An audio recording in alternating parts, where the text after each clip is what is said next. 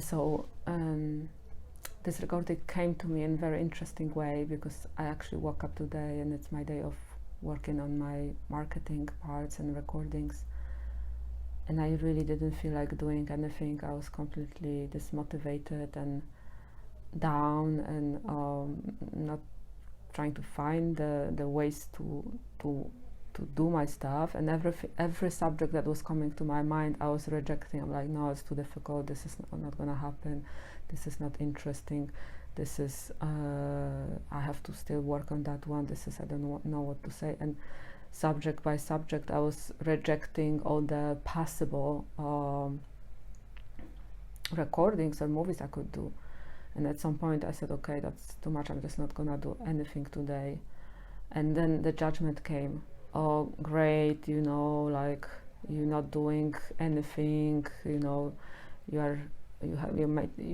you can share with people all that you know that is very helpful, and you know that, and you're just keeping it for yourself, and you've done so many courses, and now you cannot do anything. And this strong judgment came, like, to push myself down. And at some point I remember that the most important thing for me in my life, what I practice, is acceptance and compassion.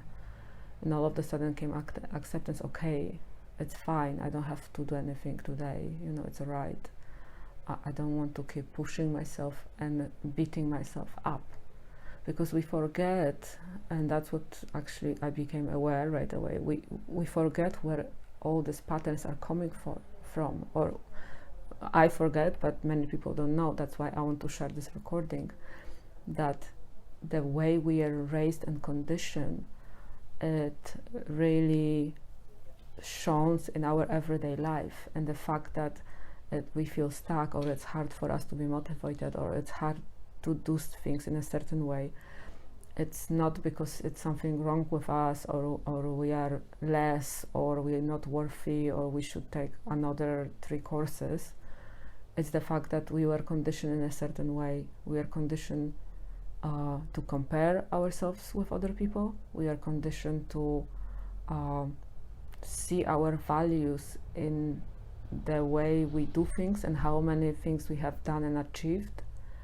And we are also conditioned to be perfectionists. So things have to look in a certain way.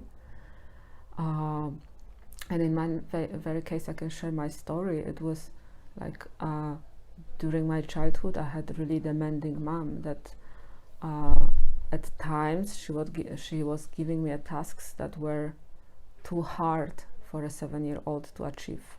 Like, she wanted me to write perfectly in my notebook, and as a 7-year-old child, I was just learning how to write, and I couldn't reach the standards that she had.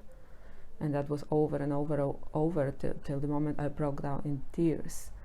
So having this experience as a childhood, in a certain way, it's like a tattoo that you have for your entire life, that this type of event, this type of experience shapes you, how you're gonna react in the future. Why I didn't take actions when I was 20 years old, because I was always afraid I'm not gonna be able, it's too hard, it's too difficult, I will never achieve that standard. And through having these thoughts deeply engraved in me, having these thoughts deeply subconsciously running in my mind, I wasn't taking those actions. And now I can blame myself that I didn't achieve things in my 20s and blah blah. I can keep blaming myself, but the essence is to understand that this is not our fault.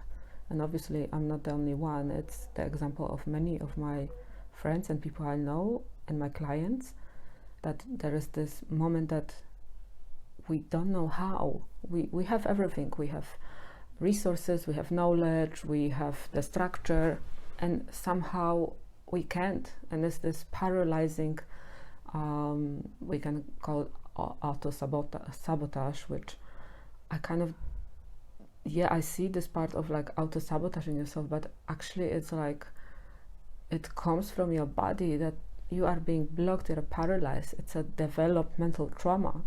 So it's if we push ourselves even more, then it's end up being that we are again this bad parent, but the parent that we had in the past that is pushing us to do things that maybe we're not ready to do, without compassion. Because it's not the fact that we cannot achieve what we want, it's the fact that there is a physiological blockage in our body, because the body remembers the experience.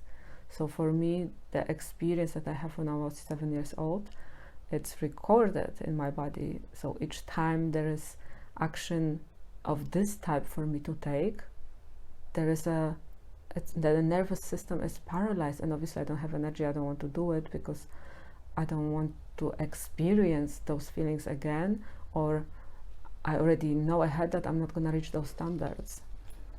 So what I'm trying to express in this recording is to really, the number one step is to have compassion for yourself, to have compassion that maybe you're not doing the way your life you would like to do. Maybe you're not doing your life the way you would like to be, but you survive. You did a lot of amazing things in your life, and first of all, you survive your childhood. And if you're in this place where I am right now, I want to assure you that your childhood emotionally was difficult. And the reason I'm saying all of this is to find in those moments when you know you're able, you know you have talents, you know you have a lot of things to offer to the world, but there is still some blockage in you, to stop in that moment and have compassion for your experience. You know that there is a part of you that really want to express itself, that really is able to shine, but maybe there is the fear, maybe the subconscious fear that is trying to protect this little child from being hurt again. That's why this mechanism shows us how much we were actually hurt in our childhood, that we had to create such a strong coping mechanism to protect ourselves from these difficult feelings like fear, the amount of the fear that the child is not able to take, that we have to create a coping mechanism. Okay, I'm not gonna even start, I do the minimum, so at least I'm not gonna be punished in a sense, and I'm not gonna go through this heavy emotions of rejection or heavy emotions of disapproval.